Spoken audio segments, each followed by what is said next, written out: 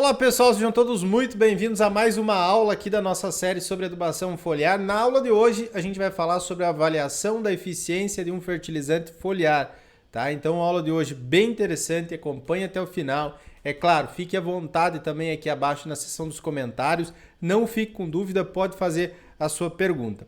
Vamos lá? E lembrando, para você deixar o like e compartilhar o vídeo também com colegas que podem se interessar sobre esse tema. Onde que a adubação foliar parece que funciona melhor? E aí que a gente tem que entender algumas coisas. Existem solos ruins e solos bons. Aonde que, na sua opinião, um adubo foliar, um fertilizante foliar teria um efeito mais benéfico? A resposta à aplicação parece maior em um solo ruim. Então imagine o teu solo, tem muito pouco cálcio, fósforo, magnésio, micronutrientes, e aí você coloque um fertilizante foliar completo, com nitrogênio, fósforo, potássio, cálcio, magnésio, enxofre, micronutrientes e tudo mais.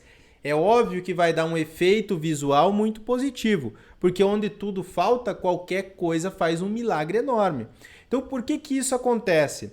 Porque o solo está sem correção de pH muitas vezes, ou está muito baixo, ou está muito alto, mas principalmente, né, os solos brasileiros aqui têm uma tendência de serem mais ácidos.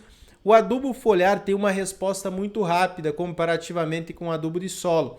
Então você vai notar uma folha mais verde mais rapidamente. Se você pega um produto que tenha nitrogênio, fósforo e magnésio, né, o nitrogênio na composição de aminoácidos, magnésio, né, que é componente da clorofila, o fósforo, por exemplo, que é componente do ATP, que vai ligar a maquinaria energética daquela planta, se você aplicar via foliar, vai ficar mais verde, mas isso não quer dizer necessariamente que vai produzir mais. Então, em solo ruim, você tende a ter uma resposta bastante rápida.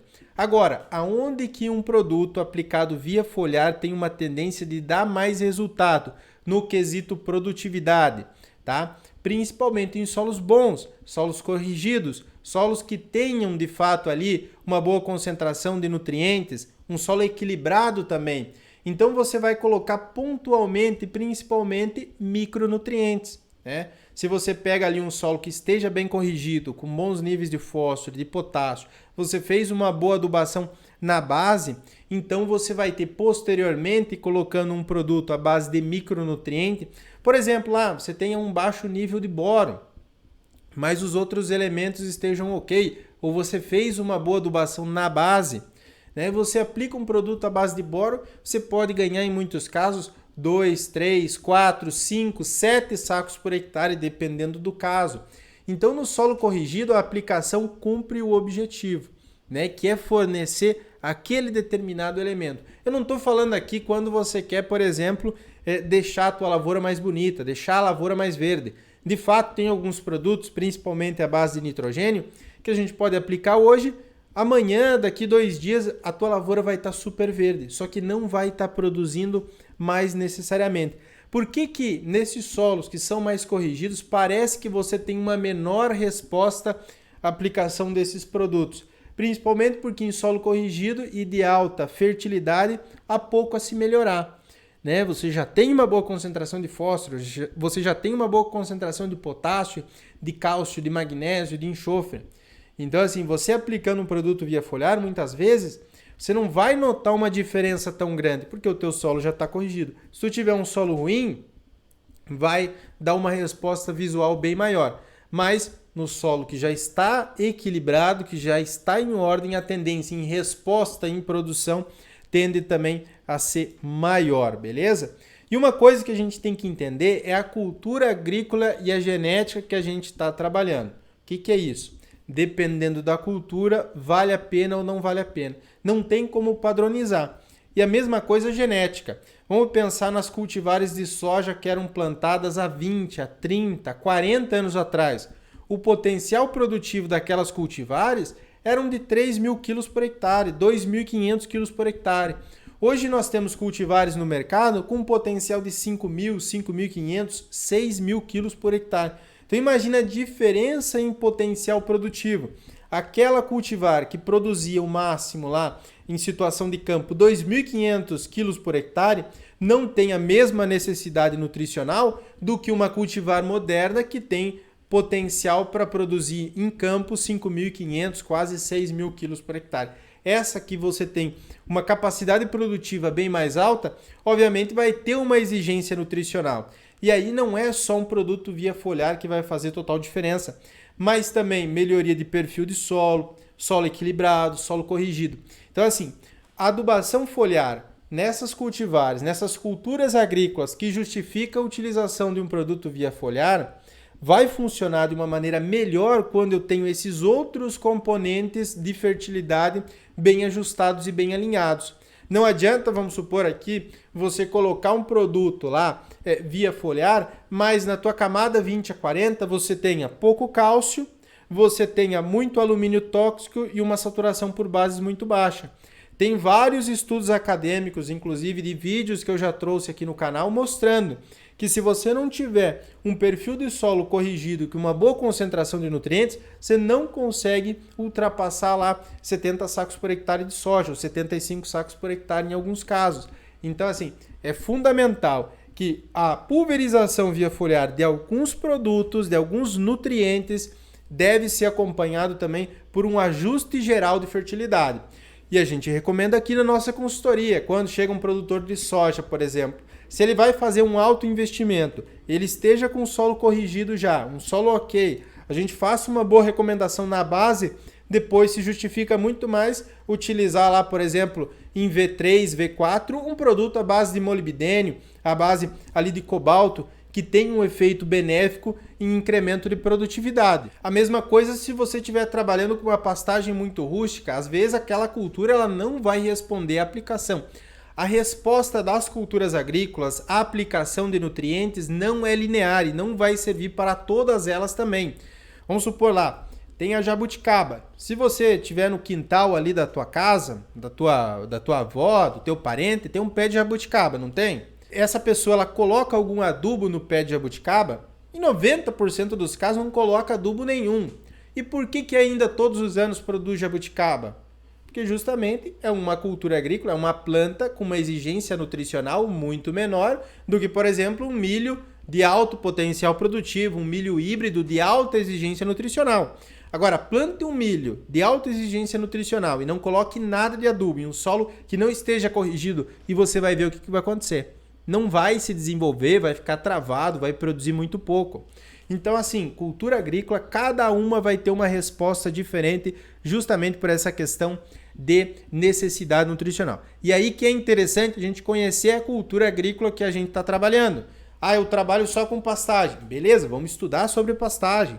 O pasto responde muito bem aqui a nitrogênio, responde bem também a fósforo na base da implantação, né? Principalmente se eu tiver uma condição inadequada. Ah, não, eu estou trabalhando com pepino, eu estou trabalhando com tomate, com pimentão. Então vamos estudar a necessidade daquela cultura agrícola. O que eu preciso colocar de fato para dar resultado, certo? Como diferenciar se é bom ou só parece bom? Porque eu vejo muito agora, e vocês devem ver também bastante no Instagram, bastante no Facebook, empresas divulgando produtos para aplicação via foliar. E aí não colocam o rosto de ninguém. Não, você chama no WhatsApp, vai ser uma pessoa lá que você nem viu que vai te vender um produto e aí colocam duas fotos. Uma que produziu muito bem e outra que está lá toda com desenvolvimento atrasado, está toda seca, não está produzindo bem. E aí você olha dois pastos assim, um pasto verdinho e outro pasto, né, aquela coloração de palha, parece que está travado. Só que isso daí não é suficiente para a gente saber se um produto é bom ou não. Eu falo, existem vários produtos para aplicação via foliar que são excelentes e funcionam muito bem. Mas muito cuidado com algumas vezes empresas ou pessoas que tiram foto de antes e depois e não falam exatamente o que foi utilizado. Alguns produtores eles vêm conversar comigo e dizem o seguinte: olha, fulano aqui que trabalha na minha região, que vende determinado produto, me mandou fotos aqui de diferenciação. Ó, esse aqui é bom porque foi aplicado o meu produto e esse aqui não foi aplicado o meu produto. Isso aqui é uma imagem só meramente ilustrativa, tá, pessoal? Não leva em consideração isso. Mas eu já vi e nem quis colocar aqui. O cara mandou lá, lavoura de milho toda, né, uma planta maior, outra planta menor, plantas raquíticas aqui.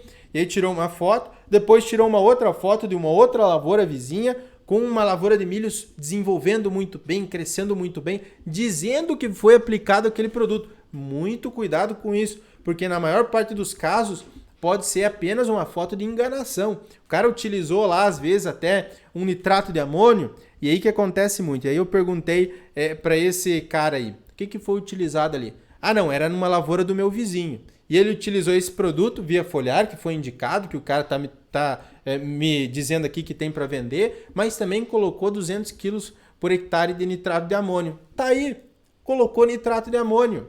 Nitrogênio via solo. Aí é claro que eu vou ter um efeito muito benéfico, né? Por isso sempre, quando a gente quer testar a eficiência de um produto, nós devemos saber o que eu quero. Ah, eu quero só uma lavoura mais verde para tirar foto, sei lá, para um dia de campo. Eu preciso de uma planta mais verde para comercializar aqui no mercado. Aí ok, mais verde funciona bem. Ah não, aqui o meu parâmetro que eu devo medir é a produtividade. Quilos de matéria seca por hectare, se eu estou trabalhando com pastagem.